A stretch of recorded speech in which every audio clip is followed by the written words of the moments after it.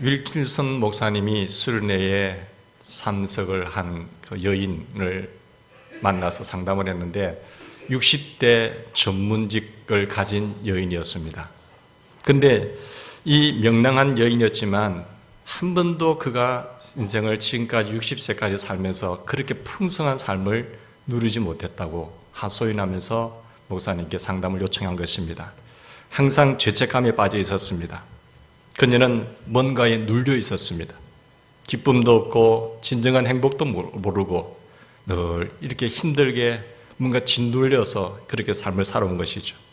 자신을 싫어하는 것처럼 느끼고 내가 왜 이렇게 존재해야 되는지, 왜 살아야 되는지도 모르고 그냥 살아왔습니다. 그런데 문제가 무엇이었을까요? 상담하면서 그녀는 자기 어머니를 용서하지 않고 있었습니다.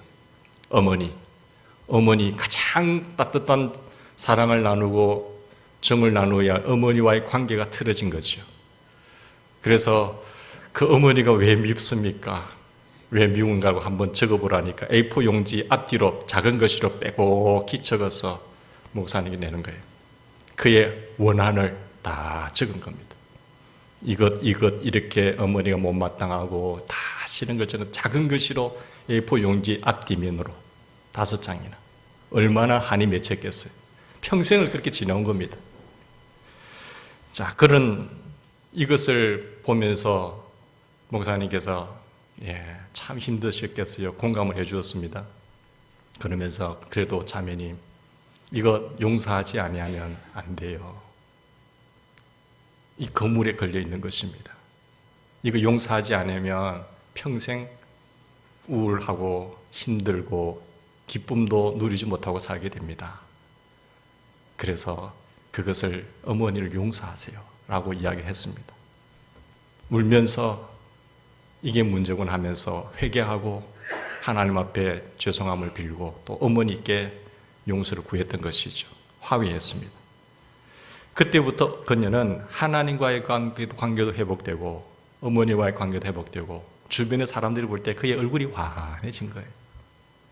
그렇게 우울해 보이고 얼굴에 이렇게 슬픔이 가득한 그 얼굴이 환해진 친구들도 알 정도로 그렇게 된 것입니다. 여러분, 그러면서 이 여인이 뭐라고 말했는가 하면 제 영혼이 이제 날아갈 것 같습니다. 제 영혼이 이제 숨을 쉬는 것 같습니다.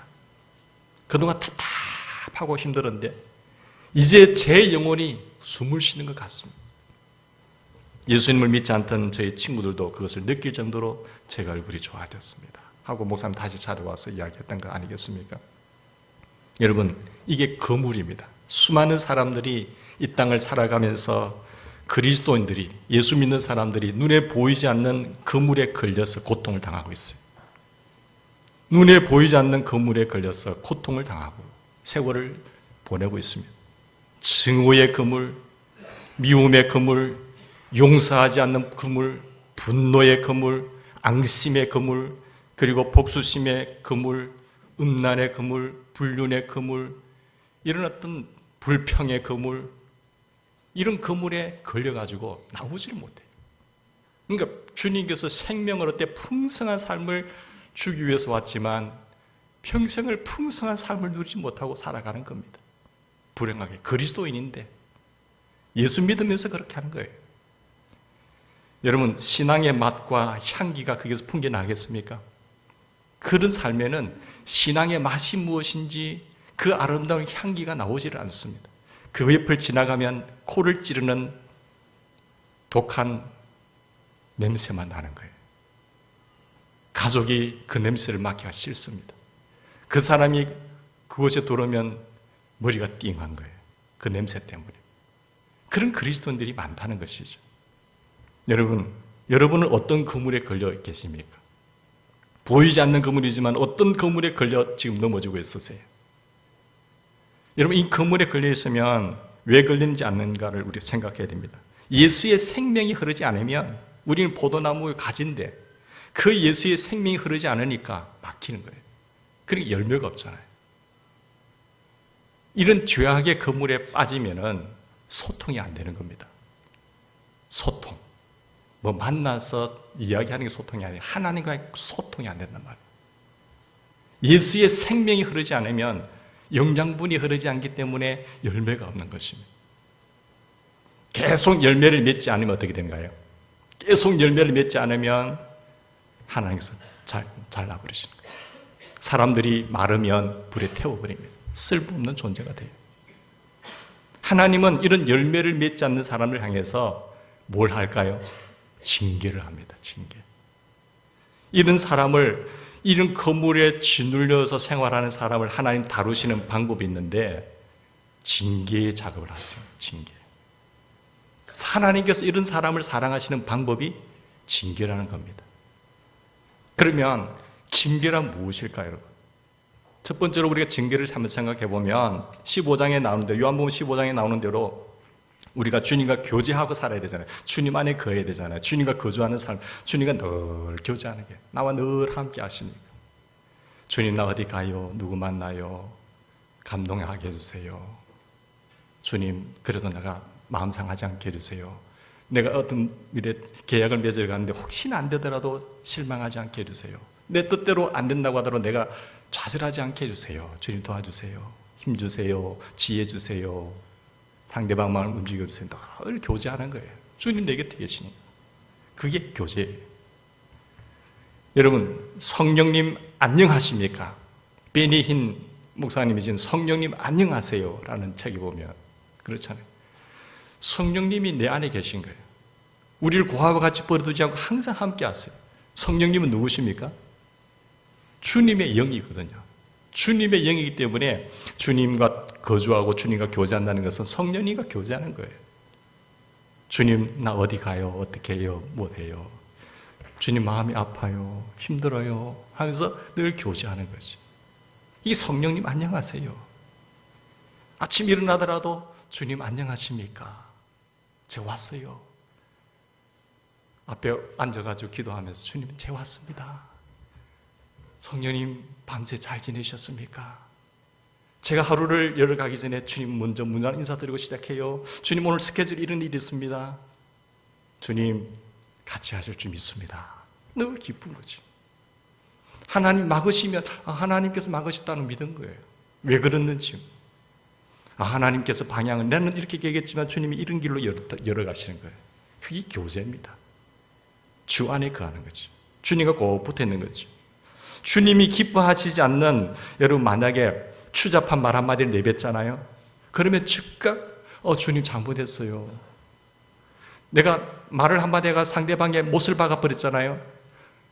가족에게 못을 박아버렸는데 가족에게 말 한마디 던져가지고 쿡 찔러놓고 주님 잘못했어요. 반드시 그 사람 찾아가서 회개하셔야죠. 미안하다.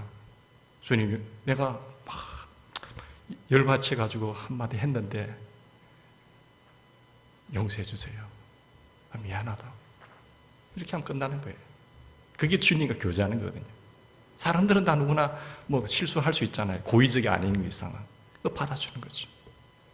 사랑하는 내 아들아, 너는 그런 말을 하면 안 되잖아.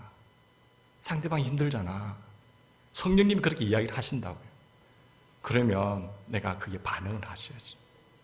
주님과 다시 교제하면 됩니다. 고민이 될 때도 바로 반응을 보이세요. 주님, 나 고민돼요. 그러면 주님이 뭐라 하신다 하세요? 사랑하는 아들아, 사랑하는 딸아, 힘들지? 고민하지 마. 내가 함께야. 내가 도와줄게. 두려워하지 마. 염려하지 마. 주님이 즉각 말씀하신다니까요. 그런 게 늘 교제하는 게 성령 충만입니다. 성령 충만의 핵심은 거룩한 주님과 함께하는 거예요. 다른 거 있으세요? 오늘 와 해가지고 막 들다가 그 다음 되면 또 마음이 확 바뀌어가지고 주님이 계시나 안 계시나 이런 게 아니라 주님이 말씀하신 성령론의 핵심, 성령론의 원본, 그게 주님의 성령론이에요. 물론 바울의 성령론이 있지만 예수님께서 뭐라고 말씀하셨느냐, 성령론을 붙잡으셔야 돼요. 주님과의 교제가 이렇게 이루어질 때 주님의 생명이 우리의 인격과 우리의 생활을 통해서 흘러가요. 주의 생명이 들어오게 되면 그 가지는 뻗어나갑니다. 그러면서 열매를 맺어요. 열매를 맺으면 우리 아버지가 영광을 받으세요. 그리고 우리에게 기쁨이 충만해요. 그리고 그런 열매를 맺으면 더 열매 맺도록 하나님은 가지치기를 해주십니다. 여러분, 주님 안에 거하기 위해서는 과민해서는 안 되지만 민감하셔야 됩니다. 둔감하면 안 돼요. 굉장히 무딘 사람이 있습니다. 둔감하지 말고 예민까지는 하지 말고 민감하십시오. 주님과 함께 늘 민감하세요. 주님께서 우리가 함께 할 때에 그 가운데 평강이 넘칠 줄 믿습니다. 주님을 모시고 여유 있게 주님을 모시고 살아가는 거죠. 우리가 죄를 품게 되면, 죄를 짓게 되면 주님과의 교제가 끊어져요. 주님과의 교제가 끊어져서 계속해서 죄를 짓고 살면 주님께서 뭐 하실까요? 사랑하기 때문에 징계하세요.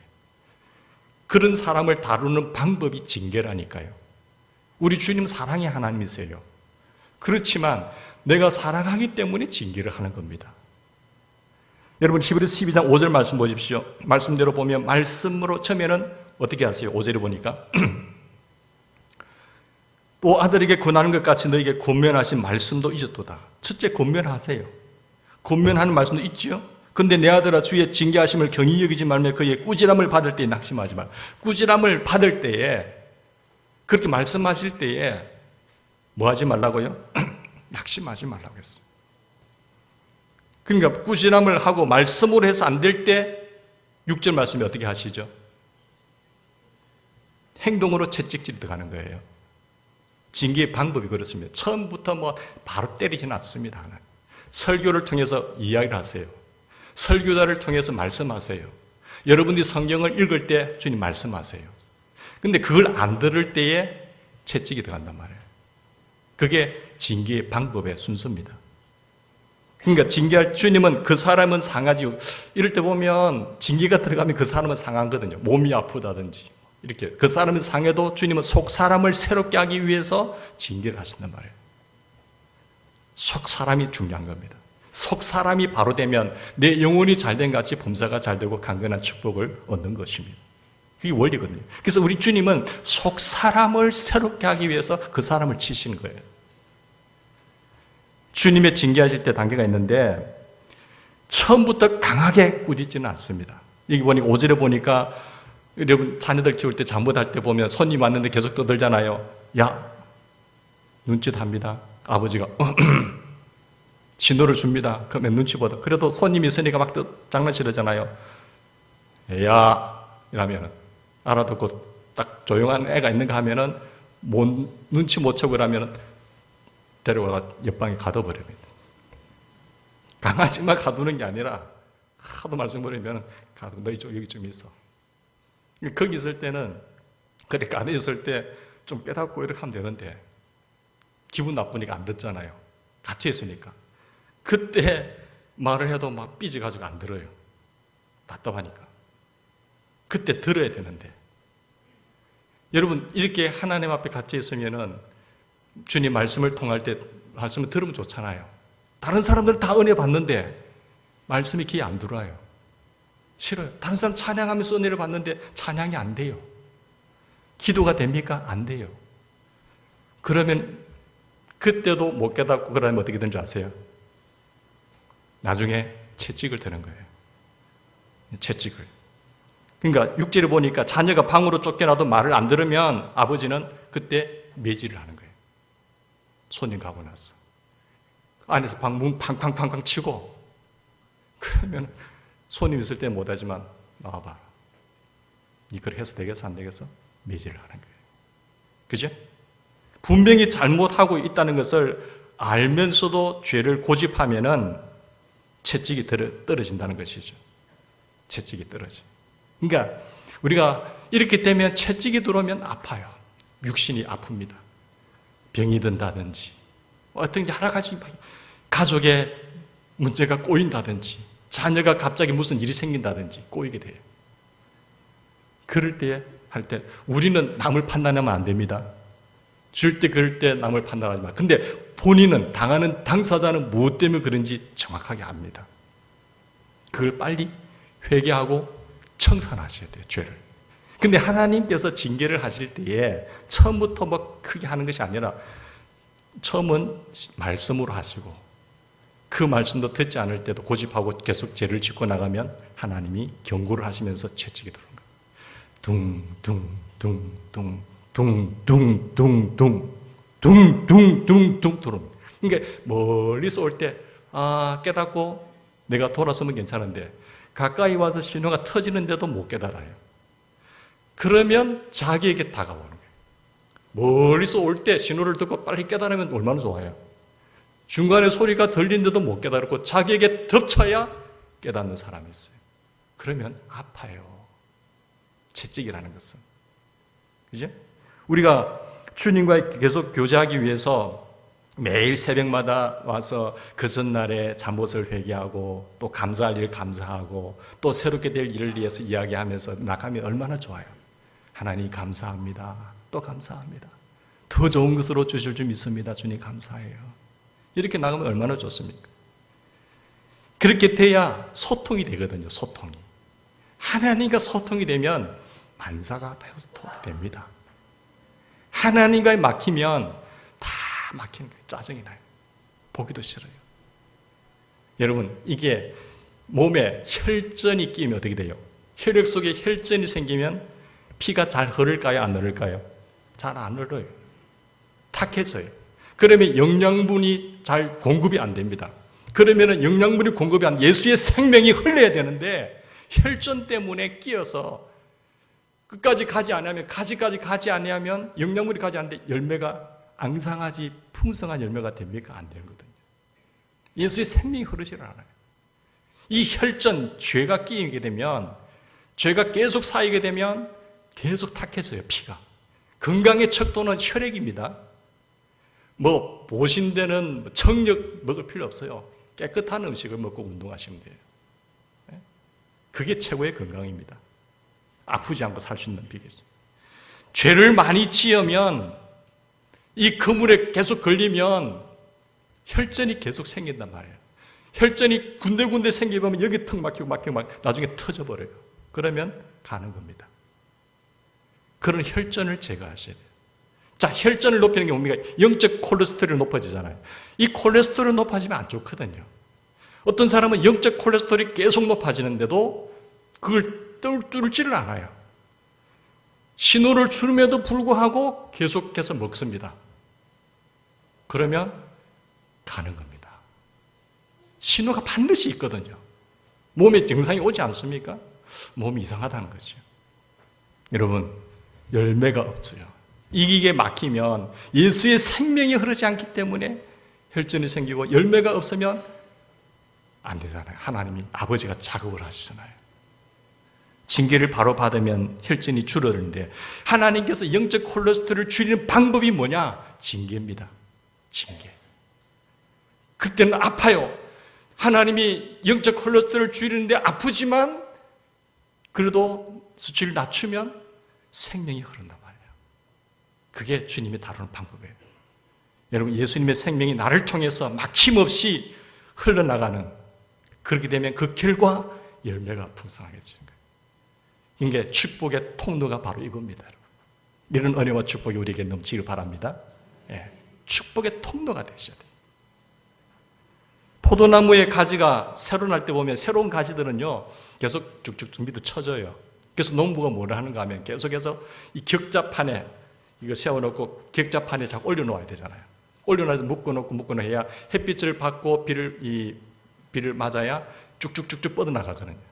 근데 새로운 가지는 쫙 밑으로 가지기 때문에 그게 자라서 땅에 닿게 되고 흙이 묻으면 병충해가 생겨요. 그러면 나무가 약해지거든요. 열매가 못 맺거든요. 그래서 농부가 하는 일은 뭔가 하면 계속 양동이 물을 씻어가지고 격자에 묶어둔 거예요. 햇빛을 보고. 근데 이게 지 마음대로 가다가 묶어두니까 얼마나 갑갑하겠습니까? 사람을 따지면. 갑갑하니까 내가 예수님께서 우리를 딱 묶어놓으면은 처음에는 힘들어요. 내 마음대로 막 살아야 되는데 묶어놓으니까 얼마나 답답하겠어요. 그렇지만 그걸 조금만 참으면 햇빛과 영양분을 받아서 쭉 열매를 맺는단 말이에요. 사랑하는 성도 여러분, 혹시 누구를 용서하지 않고 있습니까? 빨리 용서하셔야 돼요. 안 그러면 주님의 매를 맞는다는 것이죠. 혹시 누구를 증오하고 있습니까? 푸셔야 돼요. 앙심을 품고 계세요? 해결하셔야 되죠. 사랑하셔야 되죠. 안 그러면 매를 마는 거죠. 불륜을 행하고 계세요? 풀으셔야죠. 청산하셔야죠. 안 그러면 매를 맞습니다. 혹시 혈기를 부리세요? 뭐 다 혈기 있죠. 혈기를 부리십니까? 빨리 회개하셔야 돼요. 안 그러면 주님의 매를 맞습니다. 계속 짜증 부리고 계속 불평하고 그러면 안 돼요. 왜? 주님의 자녀니까. 그러면 매를 맞습니다. 회개할 때까지 주님은 우리를 다룬 방법이 매를 다 드시는 거예요. 내가 회개하고 청산하면 사라집니다, 여러분. 그게 사라져요. 왜? 내가 주님의 자녀니까. 주님이 왜 징계하시느냐? 주님께서 우리를 징계하는 이유가 뭡니까? 6절을 보십시다. 사랑하기 때문이잖아요. 6절 뭐라고 하고 말씀하고 계세요? 사랑하는 자녀이기 때문에. 사랑하지 않는데 내가 왜 관심 가집니까? 그럴 필요 없거든요. 주님께서 사랑하신 자를 징계하시고 그가 받아들이신 아들마다 너는 내 아들이라고 하는 자마다 채찍질하는 거예요. 내가 너무 자식 왜 건드립니까? 신경도 안 써도 되죠. 내 자식이기 때문에, 내가 사랑하기 때문에 말씀하고 고치라고 이야기하고 안 들면 매를 드는 거예요. 우리 하나님이 우리를 너무너무 사랑하세요. 자기 독자들을 아끼지 않고 우리를 사셨잖아요. 우리를 그분의 양자 삼으셨잖아요. 그런데도 바로 안 자란다고 한다면, 제대로 박힌 부모라고 한다면 자녀를 사랑하기 때문에 매질을 해야죠. 잘못된 길을 가고 있다고 한다면. 주님께서 우리를 아프게 하시는 것은 우리를 미워하시기 때문이 아닙니다. 주님이 우리를 매질하는 이유는 사랑하기 때문이다라는 것을 여러분 잊지 마십시오. 우리를 버리신 것이 더더욱 아닙니다. 나를 사랑하지 않고 나를 버리셨기 때문에 하나님 나를 치시는구나. 아니에요. 사랑하시기 때문에 징계하시는 것입니다. 주님은 아들로 받아들인 자마다 뭐 한다고요? 채찍질 하시느니라. 7절 하반절 보십시다. 어찌 아버지가 징계하지 않는 아들이 있으리요? 아들이 계속 잘못하는데 내버려둘 아버지 있으세요? 제대로 된 아버지라고 한다면 절대로 내버려두지 않죠. 정말로 사랑하는 아버지라고 한다면, 그 아들을 사랑하는 아버지라고 한다면 내버려두지 않죠. 우리가 계속 잘못할 때 주님이 매질하지 않는 경우가 없습니다. 동일한 죄를 계속 고집하면 매질을 하시는 거예요. 8절 보십시다. 자, 징계는 다 받습니다, 여러분. 왜 하나님 나에게만 그렇습니까? 오, 하나님, 왜 나에게만? 아니, 다 받아요, 징계는. 목사라고도 안 받는다고요? 아닙니다. 저도 와요, 징계가. 징계는 다 받습니다. 예수 믿는다고 만사 오케이? No. 예수 믿는 사람 다 가운데 다 징계가 있습니다. 나만 왜라고 하지 마세요. 왜 나만 받는 고통이 나고 원망하지 마세요. 다 있습니다. 너희에게 없으면 뭐라고요? 사생자요.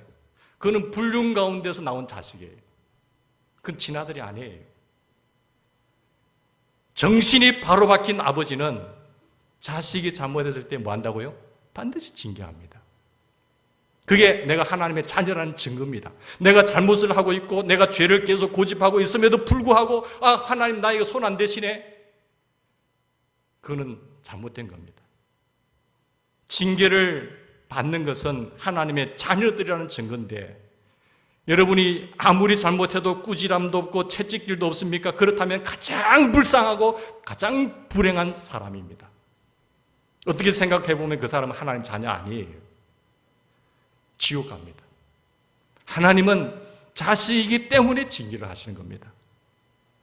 자신은 하나님의 자녀라고 생각하는 사람인데, 자기 자신은 하나님의 자녀로 생각하고 교회도 다니고 예배도 드리는데 사실은 하나님의 가짜 자녀죠.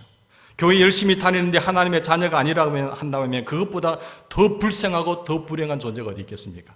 나에게는 징계가 없어. 하나님, 내가 이렇게 죄를 짓고 잘못 살아도 전혀 터치 안 하신다. 심각하게 고민해 보셔야 됩니다.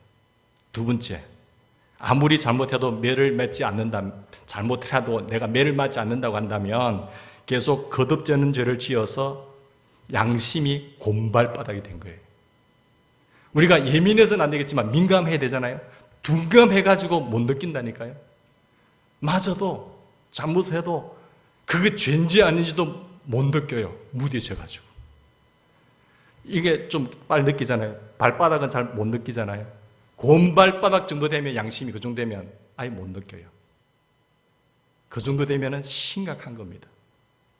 그러다가 나중에 펑 터지잖아요. 그때는 이미 늦은 거예요. 이미 늦었어요. 인생. 무감각하기 때문에 그래요. 어떤 사람은 보면 이사야 1장의 이스라엘 백성들처럼 상처투성입니다. 계속 상처, 여기 터지고 저기 터지고 그래도 못 느껴요. 인생 자체가 상처투성이에요. 하나님의 자녀라고 하는데, 예수 믿고 살기는 사는데 계속 얻어맞아. 그래도 못 느껴요. 하나님의 징계에 무감각하면 결국 엄청나게 큰 징계가 떨어집니다. 그런 사람은 만회할 수 없도록 망하고 난 후에야 깨닫게 돼요. 얼마나 늦습니까? 깨닫고 나면 세월도 다 가버렸어요. 회복할 기회도 없어요. 불가능합니다. 그때는 마음은 상당히 바로 잡히겠지만 그동안 인생은 허송세월하고 만 것입니다. 둔해서 그래요. 둥둥둥둥둥둥둥 하고 오는데도 불구하고 못 느끼란 말이에요. 그 옆에서 보면 참 안타까워요.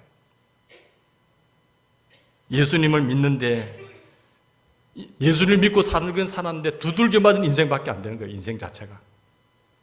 저 웬몸 상처투성이. 그렇다고 지옥 가는 건 아닙니다. 하나님 택한 백성이라고 한다면, 정말 하나님의 자녀라고 한다면 그렇게 살다가 가는 거예요.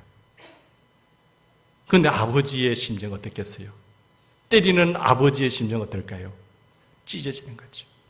하나님 아버지께 영광은 되기는커녕 그 자식 때문에 아버지의 마음은 깨갈게 찢어진 거예요. 어떤 시어머님이 예수님을 믿고 기도도 열심히 하는데 며느리에게 평생 못 살게 굴었습니다. 왜 평생 못 살게 굴었느냐? 험악한 세월을 지내면서 너무 모진 고통을 당했기 때문에 그 한풀이를 며느리에게 한 거예요. 이제 마지막 임종의 순간에 죽을 상황 속에 앞에서 며느리 불러놓고 용서를 비는 겁니다. 내가 잘못했다. 내가 너무 힘들어서 너에게 스트레스를 풀었다. 애야, 용서해다오. 험악한 세월 다 보내고 그때 하면 뭐합니까? 가슴에 못을 다 박아놓고 쿡쿡 다 찔러놓고 그때 와서야 하면 얼마나 후회된 인생이겠습니까? 여러분, 서로 사랑하고 그 많은 인생 살면서 서로 사랑하면서 살고 서로 격려하면서 살았다고 한다면 얼마나 복된 가정, 행복한 가정이겠어요? 그 수많은 수십 년의 세월 원수같이 지내다가 살한 거예요. 가정에만 그렇습니까? 여러분이 몸담고 있는 회사, 우리가 몸담고 있는 교회, 여러분 만나면 서로 격려하고 위로하고 해주세요. 같이 산다고 한다면 그게 행복이잖아요. 시어머니는 평생 사랑의 열매를 맺지 못하고 며느리에게 괴롭히고 자신도 괴로운 삶을 살다가 가는 겁니다. 사랑의 열매도 맺혀져야 되고 기쁨의 열매도 맺혀져야 되고 격려의 열매도 맺혀져야 되고 자비의 열매도 맺혀져야 되고 양선의 열매도 맺혀져야 되는데 열매는 하나도 없단 말이에요. 열매가 없으면 안 되는 겁니다. 주님이 왜 징계하실까요? 두 번째, 첫째 우리를 사랑하시기 때문이고 두 번째 우리를 고치시려고 징계하세요. 13절 보십시다. 너희 발을 위하여 곧은 길을 만들어 저는 다리로 하여금 어그러지지 않고 고침을 받게 하라. 사랑하는 아들이나 딸이 다리를 전다고 한다면 내버려둘 부모가 어디 있겠습니까? 저희 둘째가 어릴 때 이게 스카이 퐁퐁, 그것도 크리스마스 이브 날 발표 잘하고 곧 잠깐 빈 시간에 이거 뭡니까? 외발 올려가 쫙 타는 거 있잖아요. 싱싱카. 그거 타고 쫙 내려가다 브레이크를 잘못 잡아가지고 완전히 뒤집어지면서 이게 양쪽 다 나갔다 합니까?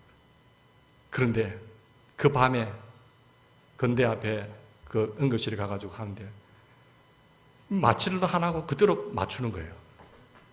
애가 기겁을 하는데 부모로서는 보지를 못하겠더라고요.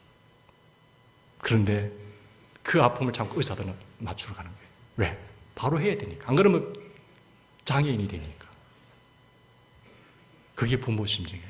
아이가 아프더라도 바로 잡는 것이 부모입니다. 바로 고치기 위해서. 아프겠다 하면서 가만 내버려두면 평생 불구로 사는 거예요. 여러분, 치료하는 과정에서 아들이나 딸이나 아픔을 호소하지만 그걸 겪어야 돼요. 하나님 아버지도 마찬가지죠. 부모도 마찬가지죠. 그래서 우리는 울어도 저는 다리로 사는 것을 고쳐주기 위해서 진기를 가하는 겁니다.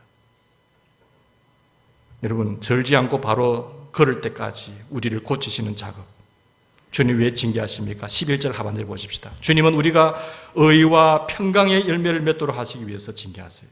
의와 평강의 열매는 의의 평화로운 열매라겠죠. 의의 열매를 맺기 위해서. 의의 열매는 뭡니까? 바로 사는 것, 바르게 사는 열매가 의의 열매예요. 의는, 정의라고 하는 것은 바르게 사는 겁니다. 불법을 행하고 편법을 요구하고 잘못되게 살아가는 것이 아니라 의의 열매는 바르게 사는 열매입니다. 이 열매를 맺게 하기 위해서 징계하세요. 너 바르게 살아야지. 그래서 징계를 하세요. 바르게 사는 삶이 어떤 삶입니까? 9절 말씀 보십시다. 9절에 하면 아버지께 더욱 복종하게 하며 사는 것이죠. 하나님의 말씀대로 복종하며 사는 것이 바르게 삶입니다. 하나님의 말씀에 순종하며 사는 것이 바른 삶이 의의 열매예요. 10절 보십시오. 그러면 하나님의 거룩하심에 참여하는 것입니다. 하나님이 거룩하시기 때문에 우리도 거룩하게 하기 위해서, 거룩하게 사는 것이죠. 그래서 의의 열매를 맺으면 제일 먼저 찾아오는 것이 뭘까요? 평강이 찾아와요. 평화가 찾아와요. 내 마음이 평안해져요. 의의 열매를 내가 바르게 살면서 나가는 일들에는 하나님의 평화가 찾아옵니다. 하나님이 기뻐하시는 의의 열매를 맺을 때에 마음이 이상하게 평안하고 기쁘고 행복해요. 물어뜯고 찌르고 불평하고 하는 사람이 그런 일들을 중지하면요, 평강이 찾아와요. 평강이. 여러분, 주님 왜 징계하시느냐? 주님 우리를 사랑하기 때문에 그래요. 우리를 바로잡기 위해서 그 방법을 쓰시는 거예요. 우리에게 의의 열매를 맺게 하시려고 우리 하나님은 징계를 하시는 겁니다. 10절 보십시다. 마침내 열매를 맺도록 하기 위해서 이 징계를 하시는데 10절에 보시면 주님은 무엇을 위해서 징계하신다고 했습니까? 예? 크게요. 우리의 유익을 위하여. 우리 같이 한번 따라해 볼까요? 우리의 유익을 위하여. 우리의 유익을 위하여. 우리의 유익을 위하여. 예, 사랑하시기 때문에 우리가 미워서 우리를 욕보이기 위해서 하는 거 아니에요. 우리의 유익을 위해서, 열매를 맺게 하기 위해서 징계 작업을 하시는 거예요. 내 자식이기 때문에, 너는 사생자가 아니기 때문에 하나님 사용하는 방법이에요. 그래서 열매를 맺을 수가 있습니다. 그러면 평안이 넘치고 하나님의 영광을 받으시고 우리에게는 은혜가 넘치고 기쁨이 충만하지요. 징계를 받을 때 어떻게 됩니까? 내가 징계를 받는다고 한다면 다 받는데 받을 때 어떻게 되느냐? 5절 말씀 보십시오. 뭐 하지 말라고요? 징계를 받을 때에 경히 여기지 말라요. 가볍게 생각하지 마세요, 여러분. 징계를 우습게 보면 안 됩니다. 가볍게 여기지 말라는 거예요. 작게 느낄 때 교훈을 깨닫고 딱 결단하고 바로 서야지, 그것을 우습게 여기면 더 세게 와요. 내 사랑하는 자식이기 때문에. 말 들으면서도 우습게 이긴잖아요. 자식들이 엄마가 아빠가 다 이럴 때 네 알겠습니다, 잘못했어요 하면 돌아오면 되는데 우습게 이기잖아요. 엄마 뭘 그래요? 이렇게 하면 어떻게 될까요? 그때는 강도가 좀 세지는 거예요. 금방지다고 해가지고. 여러분, 민수기 16장에 보면요, 고라와 다단과 아비람이 모세와 아론에게 불평하고 원망하고 완강하게 대들었어요. 조금 안다고 생각했던 그들이 하나님이 세우신 정도를 계속해서 대들고 무엇이 어떻고 세우신 이렇게 하다가 땅바닥에 갈라져서 즉시 죽습니다. 그의 일당들과 그의 가족과 같이 함께 다 죽습니다. 하나님께서. 사랑의 하나님이 왜 그랬었을까요? 역대하 36장 11절에 보면 11절을 이하에 보면 말씀을 보면 왕과 백성이 악을 행합니다. 하나님의 말씀의 경고를 거절해요. 우리 민족이 하나님 무서운 줄 모르고 계속 나가면요, 하나님의 징계가 우리 민족에게 임하잖아요. 그러면 어떻게 될까요? 심각하죠. 이 이스라엘 백성이 왕과 그 백성들이 악을 행할 때에 하나님의 말씀의 경고를 거절합니다. 선지자를 하나님이 계속 보내줍니다. 하지 마세요. 회개하세요. 돌아오세요. 하나님께 돌아오세요. 말을 합니다. 그런데 선지자를 보내면 죽여버려요. 네 같은 게 뭘 이야기하느냐고. 하나님이 어디 있느냐고. 경고를 받았지만 목을 곧게 하고 마음을 완악하게 합니다. 그래서 적국의 1차 침국을 받습니다. 적국의 1차 침국을 받았을 때도 계속해서 회개하지 않고 하나님께 돌아오지 않고 계속해서 무시하고 나가요. 그러다가 어떻게 됐죠? 선지자를 보냈지만 욕하고 비웃고 멸시하고, 그 결과 여호와 하나님의 진노가 그 백성에게 임합니다. 회복할 수 없을 정도로 큰 진노가 임했어요. 여러분, 정말 바로 서셔야 됩니다. 정말 바로 서야 돼요. 우리가 잘못하면 주변의 세력이 강해져서 주변의 세력을 통해서 우리를 치시는 거예요. 이방인들을 들어서 우리가 빛을 잃고 속은 맛을 잃으면 짓밟히게 됩니다. 우리를 치기 위해서 적국을 강하게 만들어버립니다. 하나님께서. 하나님의 관심은 누구냐? 자기 백성이거든요. 자기 백성이 바로 서기를 원하는데, 정말 바로 서지 아니하면 우리 나라도 마찬가지고 우리 교회도 마찬가지고 나도 마찬가지고 우리 다른 자는 마찬가지고 바로 서지 않으면 주변을 강하게 해서 치버립니다. 그게 하나의 방법이거든요. 갈대아 군대가 와서 이스라엘 백성들의 큰 진노가 와서 칼로 청년들을 쳐 죽입니다. 청년, 남녀와 노인과 병약한 사람을 하나님께서 불쌍히 여기지 않고 막 짓밟히게 만들어버렸어요. 성전의 기명들, 세우신 하나님의 성전, 그 아름다운 성전 기명들 다 빼앗기고 성전 허물어 떨어지고 불사르고 귀한 그릇들 부수고 칼에 죽지 않고 남은 자들은 다 포로로 끌고 갔습니다. 민족에 대한 하나님의 징계가 그렇게 임한 거예요. 하나님 분명히 말씀했거든요. 선지자를 보내고 했지만은 그들이 욕하고 비웃고 멸시하고 몇 년 동안 70년간 비참한 생활을 사는 거예요. 그 칼에 죽지 않는 사람들은 포로로 잡혀가지고 70년간 포로 생활합니다. 하나님의 징계를 가볍게 여기면 안 돼요. 5절에 보니까 뭐라고 했습니까? 징계를 받을 때 경히 여기지 말라고 했고, 또요, 낙심하지 말아라. 내가 맞는다고 해서 낙심하지 말아라. 여기 보시면 주님의 징계를 받을 때 낙심하지 말아라. 주님이 나를 버리셨는가 생각하지 말라. 절대 버린 거 아니야. 너 버린 거 아니야. 내가 너를 사랑하는 거야. 낙심하지 말고 버림받았다고 생각하지 말아라. 우리를 사랑하시는 표시다는 거죠. 징계를 받으면 뭐하요? 고침을 받기 때문에. 세 번째, 12절, 13절 보십시오. 뭐하러 가셨습니까? 징계를 받을 때 어떻게 해야 되죠? 빨리 고쳐야 돼요. 12절, 13절에 보시죠. 하나님의 징계를 받을 때 우물우물하면 안 됩니다. 바로 고치셔야 돼요. 좀 이따 1년만 더 즐기고요. 내년에 할게요. 안 돼요. 바로 고치면 징계는 중지됩니다. 바로 고치고 회개하고 청산하면 바로 중지돼요. 징계를 계속 받느냐 안 받느냐는 것은 누구에게 달렸어요? 여러분에게 달려 있습니다. 여러분이 바로 고치면 매질이 중지되고요. 계속해서 죄를 붙잡고 있으면, 고집 부리면 매질은 계속됩니다. 하나님의 언약이에요. 그렇게 되면, 하나님 매질이 계속되면 숨을 못 쉬어요. 숨을. 계속 일이 터지는 거예요. 계속. 하나님 왜 이러세요? 죽겠어요. 사람이 피곤하고 그러면 짜증이 나잖아요. 짜증이 나면 불평이 나와요. 저도 막 그랬거든요. 하나님이 다루시는데 경상도 말로 시급합니다. 시급해요. 빨리 얘기하세요.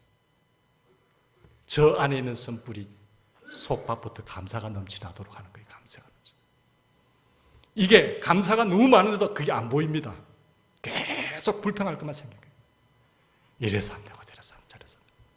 그걸 고치기 위해서 하나님 작업하는데 문제가 터지는 겁니다.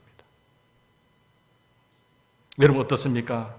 여러분을 보고 사람들이 저 사람 왜 저럴까? 왜 저럴까? 왜 저 모양이라고 탄식하고 손가락질하는 죄가 무엇입니까? 저 사람은 왜 저럴까? 불평입니까? 원망입니까? 하나님께서 이스라엘 백성을 다룰 때 40년 광야 생활하면서 다루셨어요. 그렇게 해서 가나안 가면 안 되니까 40년 다루셨습니다. 빨리 청산하셔야 돼요. 바로 서셔야 돼요. 그래야 혈진이 낀 것을 영적 콜레스테롤 수치를 낮추는 작업을 하면 소통이 되고 열매 맺습니다. 예수의 생명이 흐르게 됩니다. 그렇지 않고 여러 가지 이런 죄를 끼면 안 되죠.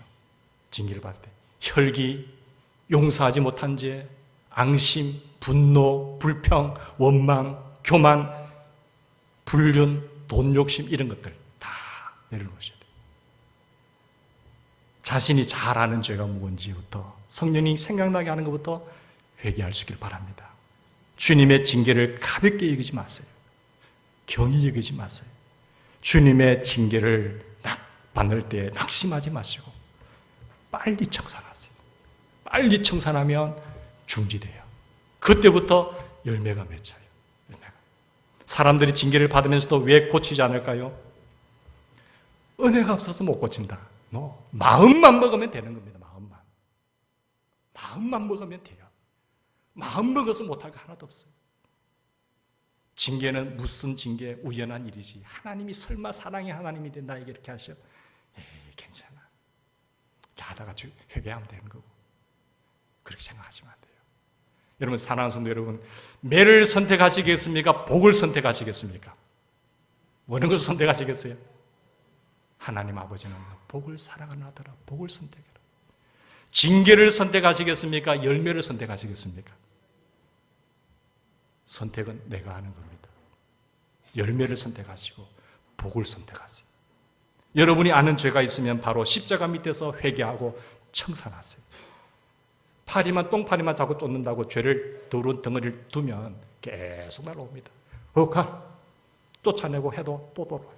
이걸 드러내버리면, 깨끗하게 해버리면 괜찮아져. 이런 은혜와 축복이 넘쳐서 하나님께는 영광이요 그 풍성한 열매로 우리의 기쁨이 넘치는 그런 인생 되시기를 주의 이름으로 축원합니다. 같이 기도하십시다. 오늘 우리 주신 말씀 생각하면서 하나님, 내 안에 숨겨진 그물이 무엇인지를